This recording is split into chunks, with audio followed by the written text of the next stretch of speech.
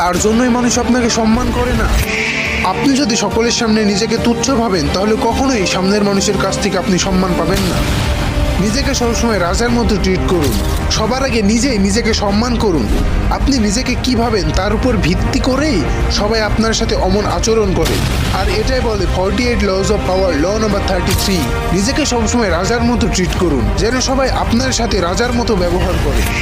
আপনি সকলের সামনে নিজেকে যেভাবে উপস্থাপন করবেন সবাই আপনার সাথে তেমনই ব্যবহার করবে। আপনি যদি নিজেকে আত্মবিশ্বাসী, মর্যাদাপূর্ণ, পাওয়ারফুল এবং স্ট্রং পার্সোনালিটি নিয়ে সকলের সামনে নিজেকে উপস্থাপন করেন তাহলে সবাই আপনাকে পাওয়ারফুল ভাববে এবং আপনাকে সম্মান করবে। আপনি নিজেকে সকলের সামনে কিভাবে উপস্থাপন করছেন তার ভিত্তিতেই সবাই সিদ্ধান্ত নেয় আপনাকে সম্মান করবে না ইগনোর করবে। এখন সিদ্ধান্ত আপনার, আপনি সামনের জনের কাছে কি হতে চান, জোকার না সিগমা?